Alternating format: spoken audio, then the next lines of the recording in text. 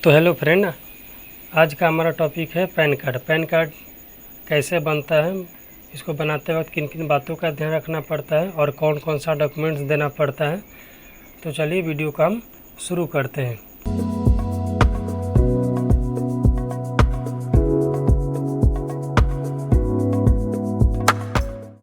वैसे जो है दो कंपनियां पैन कार्ड बनाने का काम करती हैं, एक है NSDL और दूसरा है UTI। पैन कार्ड बनाने के लिए आपका Aadhaar card, 2 photo, mobile number, email और जो भी आपके आधार में पता है वो एड्रेस आपको डालना पड़ता है। समझ गए?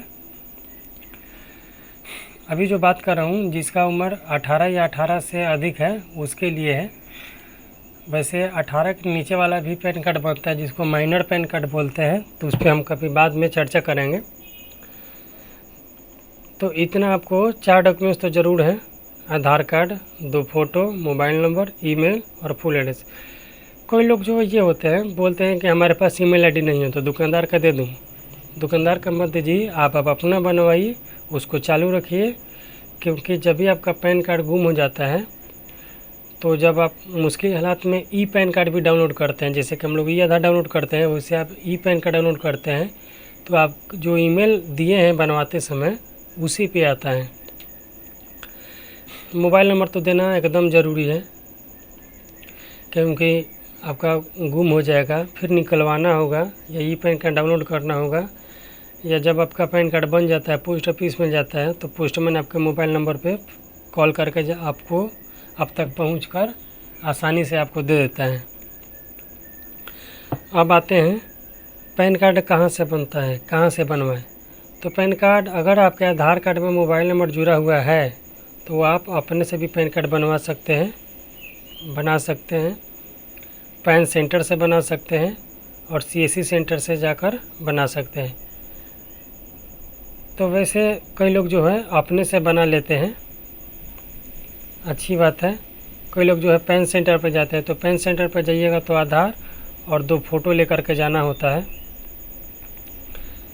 तो अपने से और पैन सेंटर से, इन दोनों के बारे में हम बात कर लिए। अब आते हैं CSC सेंटर से, यानी साइबर कैफ़े से यदि आप पैन कार्ड बनवाते हैं तो उसका क्या प्रोसीजर है। पहले किसी का अगर आप पैन कार्ड बनाते हैं तो उसे पूछ लीजिए कि पहले आपका पैन कार्ड बना तो नहीं है। कई लोगों को पता नहीं होता है या भूल जाते हैं और वो आ जाते हैं पैन कार्ड बनवाने के लिए, तो फिर आप फॉर्म वॉर्म भरते हैं, फिर बाद में उनका प्रोसेस नहीं हो पाता है, तो फिर आप ही का टाइम लॉस होता है। तो पहले वो कस्टमर से पूछ लीजिए। उसके बाद अगर नहीं बना हुआ है तो आप अपने CSC ID को यहाँ पे डाल करके, पासवर्ड डाल के, कैप्चा डाल करके साइन इन पे क्लिक करिए। इस तरह का इंटरफेस आएगा। आप अपने CSC पोर्टल पे लॉगिन हो जाएंगे। यहाँ बाईं ओर जाएंगे, यहाँ 3 डॉट दिख रहा है, यहाँ सर्च का आइकन होता है, यहाँ पे NSDL आपको सर्च करना है तो आपका NSDL पैन सर्विस आएगा। क्योंकि हमारे पास जो है NSDL का ही पैन कार्ड बनता है। और हाँ, कई लोग होते हैं वो ये जानना चाहते हैं कि मैं NSDL से बनवाऊँ या UTI से। आप किसी से भी बनवाइए, दोनों का काम एक है, दोनों का प्रोसीजर लगभग एक है और कोई किसी में ज़्यादा डिफरेंस नहीं है। ये आपके ऊपर डिपेंड करता है कि आप किससे बनवाइएगा। ठीक है, तो चलते हैं इस अपने वीडियो पे। लॉगिन हो जाने के बाद NSDL पैन सर्विस पे आप क्लिक कीजिए। इस तरह का इंटरफेस आएगा। आप यहाँ पे लॉगिन विथ डिजिटल सेवा कनेक्ट के साथ डाल करके लॉगिन कर जाएंगे। इस तरह का इंटरफेस आएगा। यहाँ पे देखिए अभी तक आप कितना पैन बना चुके हैं वो आपका शो करेगा और टोटल कितना पेंडिंग में है वो भी आपका शो करेगा। तो इस पर तो बात हो गया। अब यहाँ जो है न्यू एप्लीकेशन शो कर रहा है। जब आप इस पर क्लिक कीजिएगा तो कुछ इस तरह का इंटरफेस आएगा, जो कि देखिए यहाँ पे दिखा दे रहा हूँ। यहाँ पे लिख रहा है new pan application, online application mode. जब आप किसी का पैन कार्ड बनाते हैं CSC से तो देखिए उसमें 2 ऑप्शन होता है। वो होता है स्कैन बेस्ड, जिसको हम ई-साइन बोलते हैं, और एक होता है eKYC। अब ये दोनों में डिफरेंस क्या है, किन से बनाना चाहिए।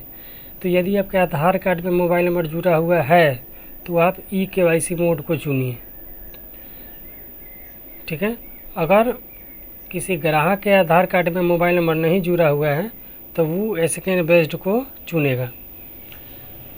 दूसरा डिफरेंस ये है कि जिनके आधार कार्ड में मोबाइल नंबर जुड़ा हुआ है उनको जाना नहीं पड़ेगा CSC सेंटर पे, घर बैठे भी वो अपना OTP बता देगा, उसका जो है फॉर्म सबमिट कर दिया जाएगा, उसका पैन कार्ड बन जाएगा।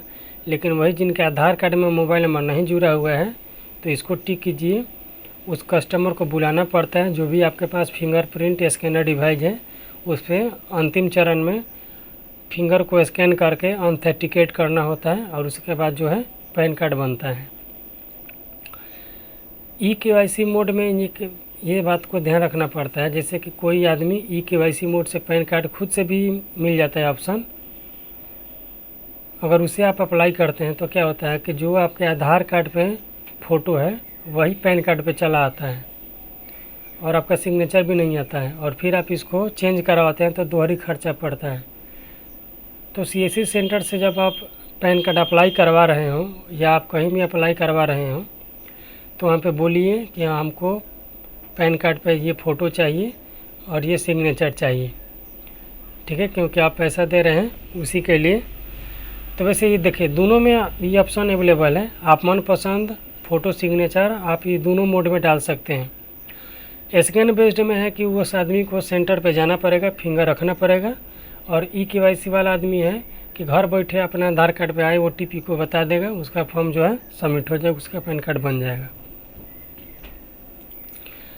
और ध्यान देना है कि इनमें जो होता है पेपरलेस बनता है, जो eKYC मोड होता है ना वो पेपरलेस होता है। पेपरलेस का मतलब होता है कि यहाँ कहीं भी आपको पेपर जमा करने की आवश्यकता नहीं होती है, ठीक है। और स्कैन बेस्ड में भी आपको नहीं होती है, क्योंकि ये आप CSC सेंटर से बनवा रहे हैं। वही आप यदि पैन सेंटर से बनवाते हैं तो पैन सेंटर पे आपको आधार कार्ड फ़ोटो ये सब लेकर के जाना पड़ता है और वहाँ पे जमा करना पड़ता है।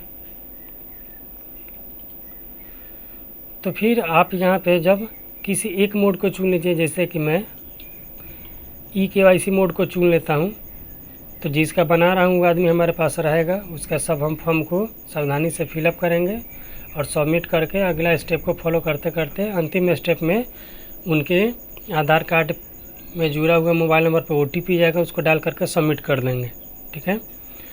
और वही आधार कार्ड में जिसका मोबाइल नंबर नहीं जुड़ा हुआ है वो अपना OTP के बजाय अपना अंगूठा रख करके ऑथेंटिकेट करेगा।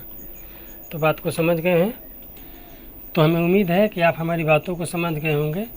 अगर आपको हमारी वीडियो अच्छा लगे तो इसे लाइक शेयर सब्सक्राइब ज़रूर कीजिए।